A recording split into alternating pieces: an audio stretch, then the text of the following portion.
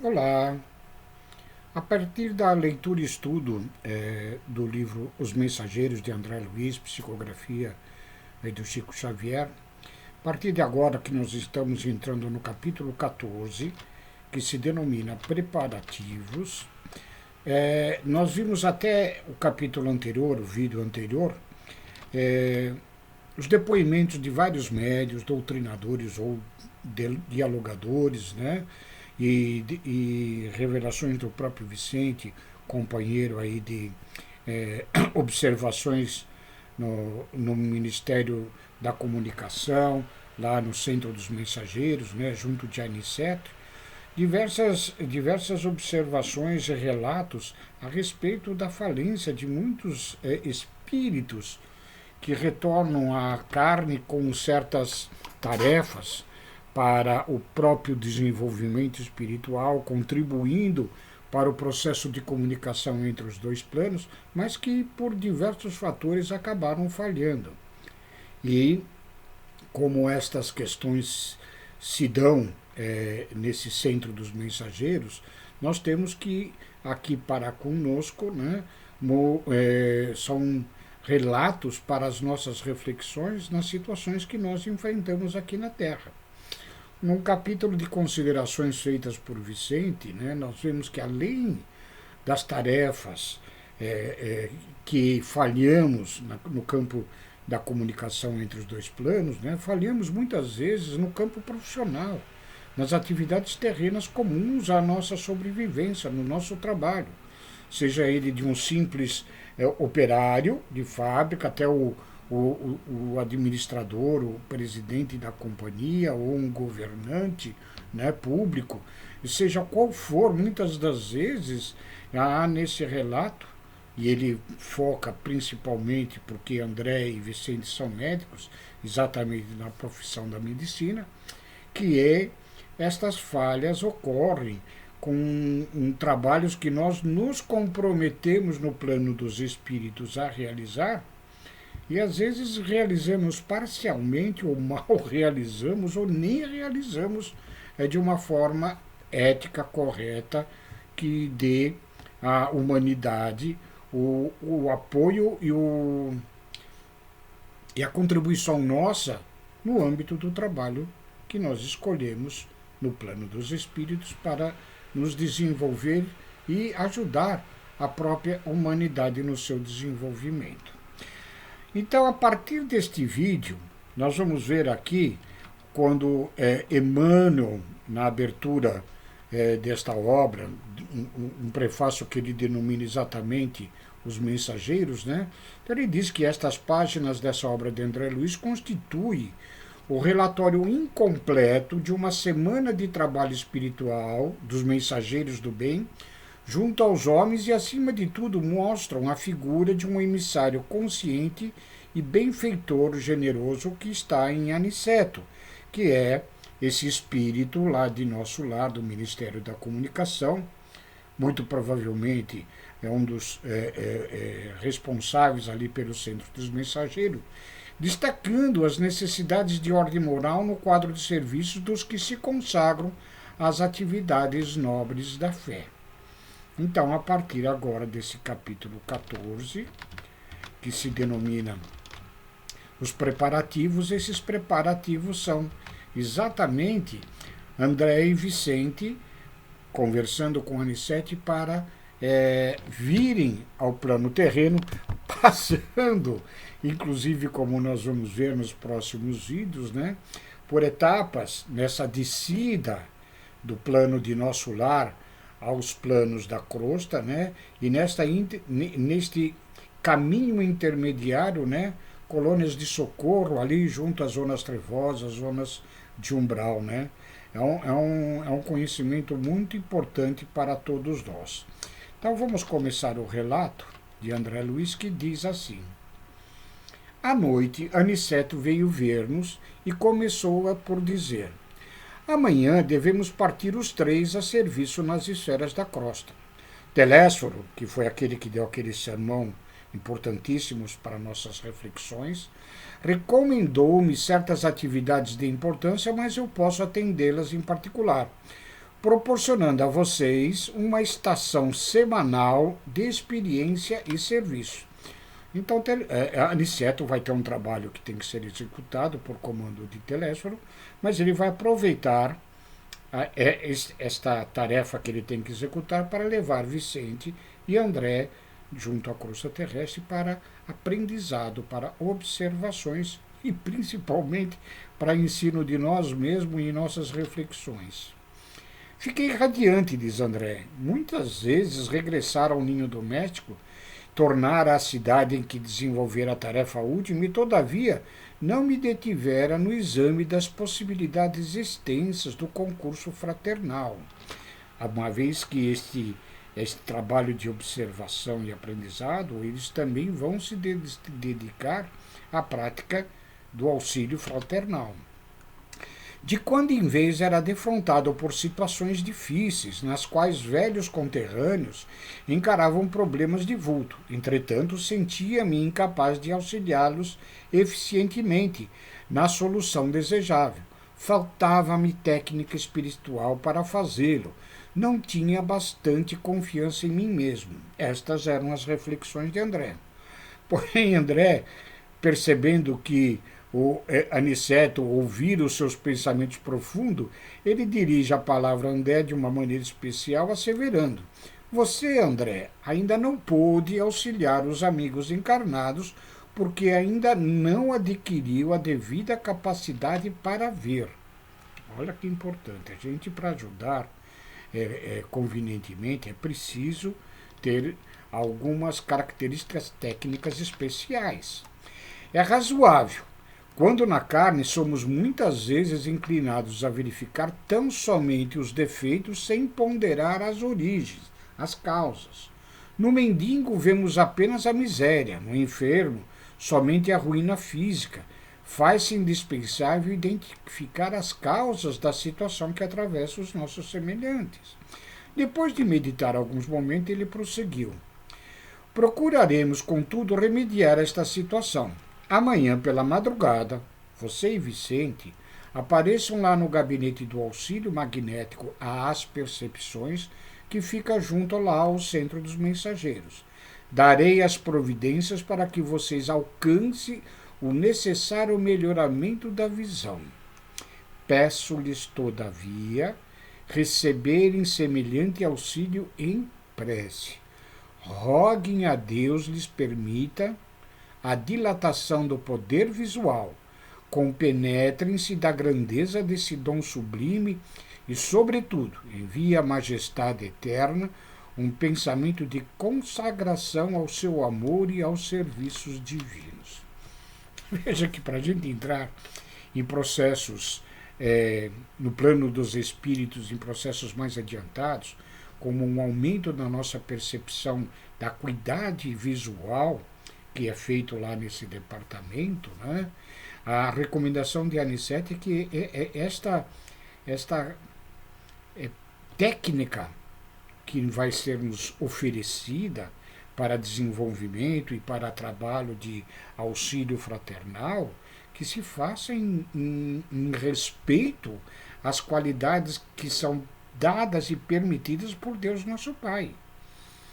Não é simplesmente desejarmos adquirir certos dons, né, sem a devida preparação para tal. Quem não está preparado para processos de conhecimento ou percepções de acuidade mais avançada no campo da audição, da visão, do entendimento, né, não consegue recebê-los devidamente. E depois a recomendação de Aniceto a todos nós é que estes processos de evolução ou de acuidade espiritual devemos fazê-lo com profundo agradecimento a Deus nosso Pai. Não desejo induzi-los, continua, a atitudes de fanatismo sem consciência. Não podemos abusar da oração aqui segundo antigas viciações do sentimento terrestre. No círculo carnal, costumamos utilizá-las em obediências a delituosos caprichos, suplicando facilidades que surgiriam em detrimento da nossa própria iluminação. Aqui as nossas preces praticamente são todas rogatórias, só petições, né? E muitas vezes pedidos que não são do nosso interesse real espiritual e que muitas vezes poderiam até nos prejudicar. Aqui, todavia, André, a oração é compromisso da criatura para com Deus. Compromisso de testemunhos, esforço e dedicação aos superiores desígnios. Olha a amplitude do conceito da oração quando estamos no plano dos espíritos. E este conceito nós já devíamos incorporar em nós ainda aqui na Terra enquanto encarnados. Toda a prece entre nós deve significar, acima de tudo, fidelidade do coração. Quem ora em nossa condição espiritual sintoniza a mente com as esferas mais altas e novas luzes lhe abrilhantam os caminhos. Olha a responsabilidade e o retorno destas preces. Diante da nobre autoridade de Aniceto, continua André, não me atrevi a falar e cheguei mesmo a recear a externação de qualquer pensamento. Entendo eu que ele, diante destas revelações a respeito da própria oração e dos dons que estão para receber ele, Vicente, né? André se sente até meio que constrangido por tamanha dádiva. Vicente e eu acalentávamos projetos magníficos. Deixou-nos o generoso instrutor com palavras carinhosas de amizade e incentivo. O nosso repouso noturno foi brevíssimo. Aguardávamos ansiosamente a alvorada a fim de receber o auxílio magnético do gabinete referido por Aniceto. Poucas vezes orei com emoção naquela hora. Olha só o efeito das palavras de Aniceto no espírito de André diante da obtenção desta dádiva. Os esclarecimentos técnicos da instituição colocaram-nos primeiramente em relação mental direta com eles e, em seguida, submeteram-nos a determinadas aplicações espirituais que ainda eu não posso compreender em toda a extensão e transcendência. Observei, contudo, que a colaboração magnética não nos retirava o sentido consciencial, ou seja, não se perde a consciência nesta amplitude da acuidade visual. E aproveitei esta oportunidade para a oração sincera, que era mais um compromisso de trabalho que ato de súplica, propriamente considerado. Queiramos nós já aqui na Terra, né, orar com este comprometimento com o nosso processo de evolução, de dádiva maravilhosa do Pai Divino. Decorrido certo tempo, fomos declarados em liberdade para sair quando nos aprovesse. A princípio, nada notei de extraordinário, embora sentisse dentro do coração nova coragem e alegria diferente. Experimentava bom ânimo, até então desconhecido. Os meus sentidos da visão e da audição pareciam mais límpidos. Aniceto, que se mostrava muito satisfeito, esperava-nos no centro dos mensageiros, marcando a partida nossa para o meio-dia. Ansioso, aguardei um instante aprazado. Diz ele, não nos ausentamos de nosso lar como os viajores terrestres, geralmente carregados de matalotagens, ou seja, de malas, de volumes diversos. Aqui, disse o Aniceto, jocosamente brincando com os dois, toda a nossa bagagem é a do coração. Na terra, malas, bolsas, embrulhos, mas agora devemos conduzir propósitos, energias, conhecimentos e, acima de tudo, disposição sincera de servir. Olha o conteúdo da bagagem espiritual que carregamos quando no plano dos espíritos, né? É esta a verdadeira realidade, quando principalmente nós começamos a nos deixarmos de ser escravos da matéria, do monte de coisas que trazemos, carregamos na nossa existência terrestre. No plano dos espíritos, né, brincando, segundo diz Aniceto, né, propósito, conduzir, carregar energias, conhecimentos e a disposição sincera de servir. Alguns companheiros presentes riram-se com gosto. Nesse instante, o nosso orientador fez algumas recomendações. Designou colegas para a chefia de algumas turmas de aprendizado, estabeleceu programas de serviço e notificou que voltaria à colônia diariamente, por algumas horas, deixando-nos lá na crosta terrestre. Vicente e eu, nos serviços da crosta em trabalhos e observações, que deveriam prolongar-se por toda uma semana. Despedimos-nos dos camaradas de luta repletos de esperança. Era a nossa primeira excursão de aprendizado e cooperação aos nossos semelhantes. Quando nos pusemos a caminho, nosso instrutor observou: creio que a viagem para vocês será diferente. Certo que vocês estão habituados à passagem livre, mantidas por ordem superior, para as atividades normais de nossos trabalhos e trânsito dos irmãos mais esclarecido aqui, em vésperas de reencarnação. Como assim? Pergunta Vicente admirado. Pois não sabia, continua Aniceto. As regiões inferiores entre nosso lar e os círculos da carne, ou seja, esta camada intermediária, que onde tem as zonas trevosas e o umbral propriamente dito, né? São tão grandes e exigem uma estrada ampla e bem cuidada, requerendo também conservação como as importantes rotas terrestres. Ou seja, do nosso lar para a crosta terrestre existem caminhos que atravessam estas zonas intermediárias, né, que têm as mesmas conotações de cuidado com as nossas vias terrestres. Por lá nós temos obstáculos físicos. Aqui, por cá, nós temos obstáculos espirituais nessas regiões. As vias de comunicação normal destinam-se ao intercâmbio indispensável. Os que se encontram nas tarefas da nossa rotina sagrada precisam livre trânsito, e os que se dirigem da esfera superior à reencarnação devem seguir com a harmonia possível, sem contato direto com as expressões dos círculos mais baixos. Ou seja, aqueles que têm tarefas especiais e aqueles que vão reencarnar, eles têm um trajeto, evidentemente, muito bem mais conduzido, sem serem afetados pelos obstáculos espirituais a que estas esferas intermediárias possuem. Né? Estamos falando de umbral, estamos falando de trevas, de espíritos ali muitas vezes dementados e outras vezes espíritos bastante ainda cruéis, ignorantes das leis divinas de amor. A absorção de elementos inferiores, continua Aniceto, determinaria sérios desequilíbrios no renascimento deles. Por isso, o caminho especial que não passa por estas regiões intermediárias. Há que evitar semelhantes distúrbios. Nós, porém, seguimos numa expedição de aprendizado e experiência. Não devemos, por isso, preferir os caminhos mais fáceis.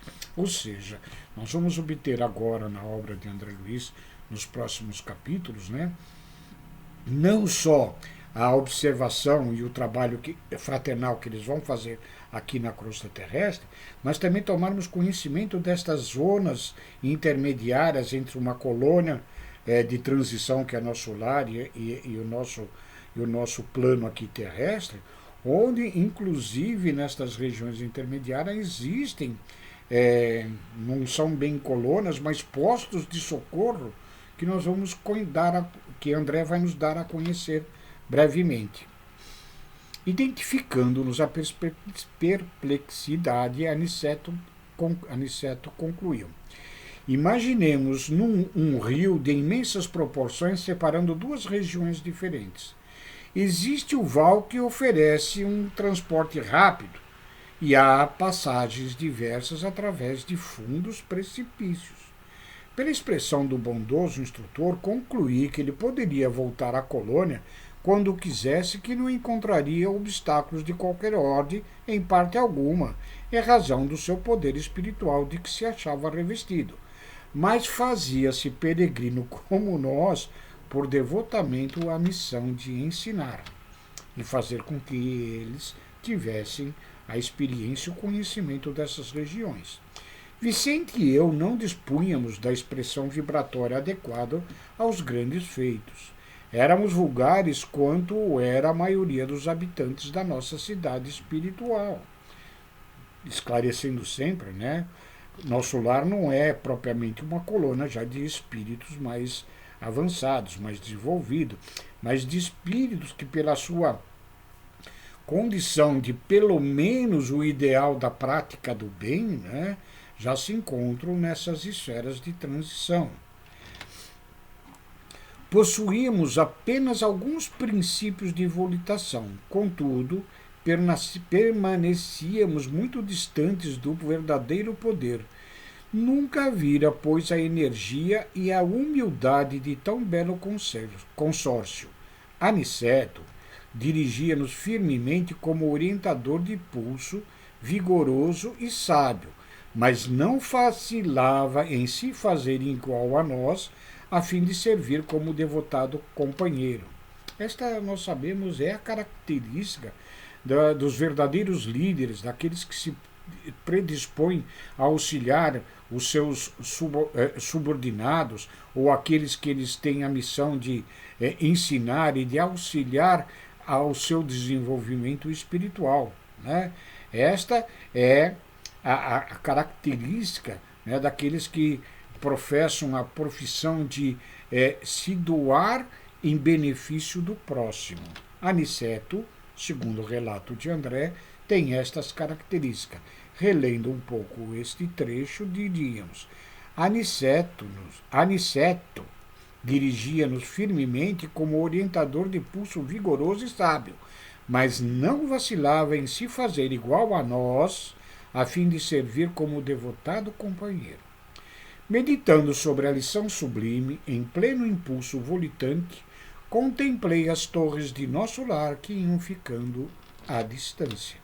E assim termina este relato destes preparativos para a semana de trabalho que nós vamos desenvolver nos próximos vídeos, nos próximos capítulos, que são de profundos ensinamentos para todos nós, não só quando estaremos no plano dos espíritos, mas já aqui na Terra, para os nossos trabalhos de evolução espiritual, pois que nós estamos em escola terrestre para aprendizado e desenvolvimento.